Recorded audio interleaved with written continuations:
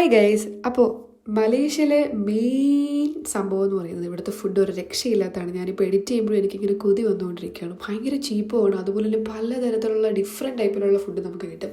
അപ്പോൾ നമ്മൾ ആദ്യം അവിടെ ചെന്ന് ഇറങ്ങിയപ്പോൾ തന്നെ ട്രൈ ചെയ്തത് മലേഷ്യൻ മുസ്ലിം ഷോപ്പാണ്. അപ്പം നമ്മുടെ ഫ്രണ്ട്സ് അവിടെ ആയതുകൊണ്ട് തന്നെ അവർക്ക് കുറേ ലോക്കൽ ഷോപ്പ് കറി അവിടെ കണ്ടെങ്കിൽ ഈ സ്ക്വിഡ് കറിയാണ് എനിക്ക് ഏറ്റവും എടുത്ത് പറയേണ്ടത്.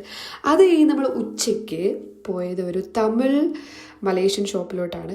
അപ്പോൾ അവിടെ ഇങ്ങനെ തമിഴ് സ്റ്റൈലിൽ നമുക്ക് ചോറ്, പിന്നെ എന്താ വറുവലുകൾ, കുറേ വെജിറ്റബിൾസ്, കറി ഇതെല്ലാം എടുക്കാം. അപ്പം ഞാൻ എടുത്തത് ചോറ്, പരിപ്പ് പോലത്തെ ഒരു കറി, പിന്നെ തോരനൊക്കെ പോലെ ഇരിക്കും. പക്ഷേ നമ്മുടെ നാട്ടിൽ ഒരു ടേസ്റ്റും അല്ല കേട്ടോ. ഭയങ്കര ഡിഫറെൻ്റ് ആയിട്ടുള്ള ടേസ്റ്റാണ്. ഞാൻ ആദ്യമായിട്ടാണ് ട്രൈ ചെയ്തത്. പിന്നെ ഞാൻ എടുത്തത് ചിക്കൻ പെരട്ടാണ്. പിന്നെ സ്ക്വിഡ് എടുത്തിട്ടുണ്ട്. പിന്നെ എൻ്റെ ഫ്രണ്ട്സും പിന്നെ ഹസ്ബൻഡൊക്കെ എടുത്തത് കുറേ മട്ടൻ്റെ ഐറ്റംസ് എടുത്തിട്ടുണ്ട്. പിന്നെ പ്രോൺസ്, ഫിഷ് ഫ്രൈ, പിന്നെ കുറേ ഐറ്റംസ് എടുത്തിട്ടുണ്ട്. അത് കഴിഞ്ഞിട്ട് നമ്മൾ ഈവനിങ് വന്നിട്ട് ഒരു ഷോപ്പിൽ പോയപ്പോൾ കുഞ്ഞു ആദ്യമായിട്ടാണ് കരിക്ക് കുടിക്കുന്നത് കേട്ടോ. ഫ്രഷ് കരിക്ക് കുടിക്കുന്നത്. അതിൻ്റെ ആക്ഷനാണ് നിങ്ങൾ കണ്ടത്.